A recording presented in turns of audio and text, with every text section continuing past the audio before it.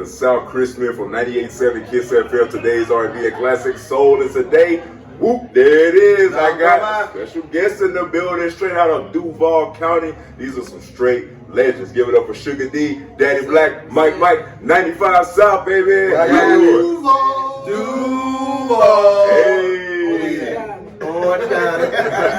It's all Florida, so it's beautiful, bro. Most definitely, it's all love, man. Thank you all for being here today. I'm not gonna lie, man. My mom, she has like a birth book, and it has like the song of the year, 1993. Whoop, there it is. That's exactly what she wrote in there, man. So, man, y'all are some true legends, man. Yeah. So with that song, Whoop, there it is. I mean, you've seen how it created an impact in hip hop. How has it created an impact for 95 South?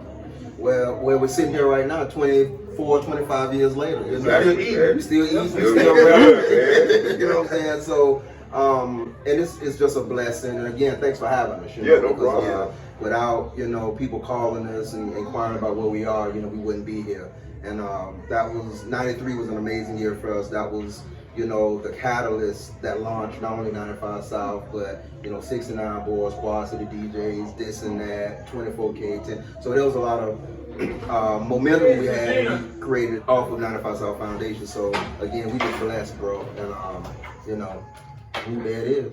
So at that time, in 1993, did you guys see the legacy? Because you had 69 Boys, Uncle Luke, a whole bunch of people from the South, and the South at that time was catching a lot of flack. Like, what were your mindsets at that time y'all made that single? Well, we was just trying to get money for our family for Christmas, man. They're trying to do something, right? Really? So we put it out, and we were hoping maybe to sell 20,000 copies, flip the money, and just keep doing it. And we didn't realize that it was going to be this big. From the first few months of it being out, we were on Arsenio.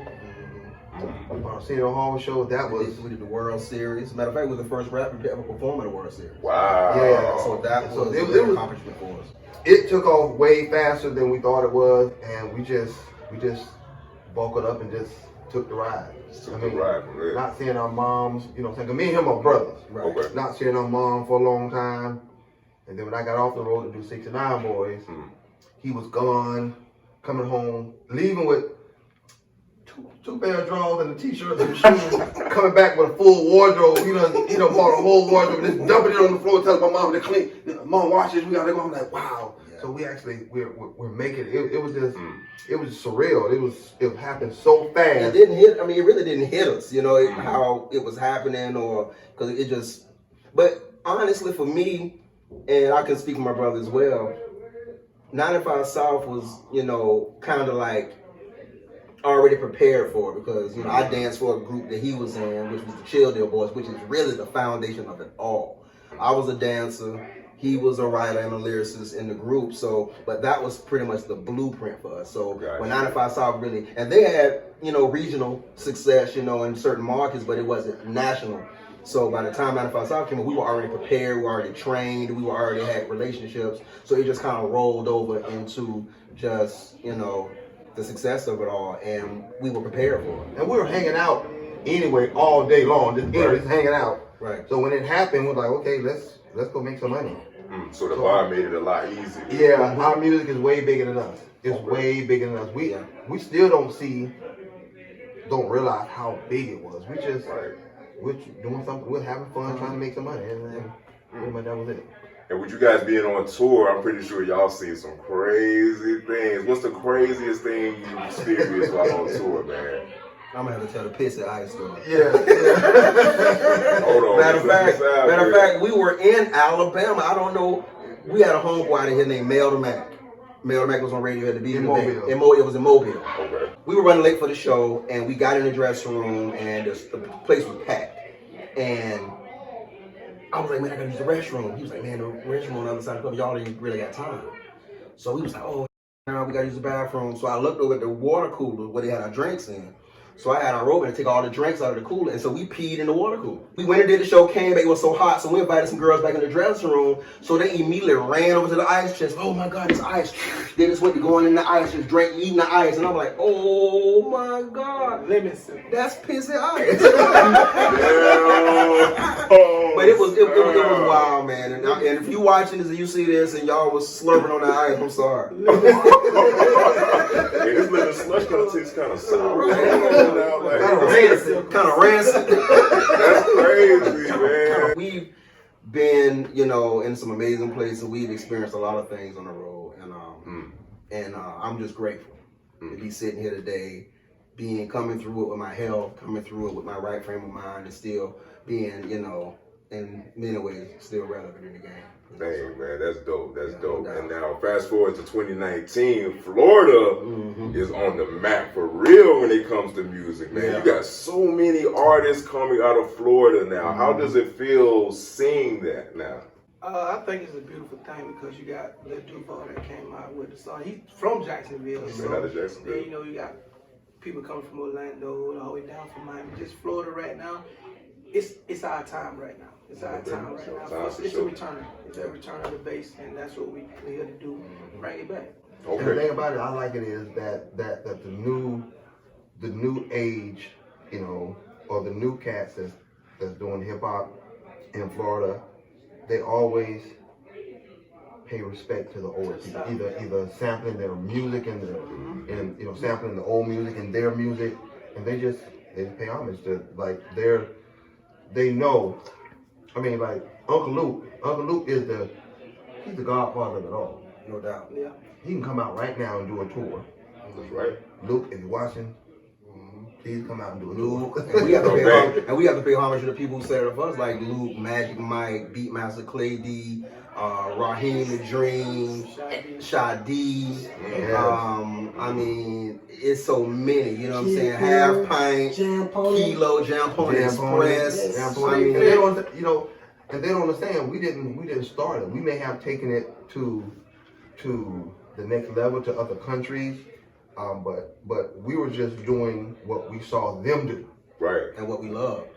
We love bass music. We saw Luke and Magic Mike and everybody was like, okay, let's do their music. It just so happened that it crossed over. Wow. It crossed way over. Yeah. That's crazy. So, I mean, paying homage is so important. So, from people who are experienced such as yourself, y'all are veterans in the game. What advice would you give to any artist that's on the come up right now? My one piece of advice is never be late. Never be late. Always be on time and treat people with respect, because you don't know who's who in the music business. Yeah. Really quick story.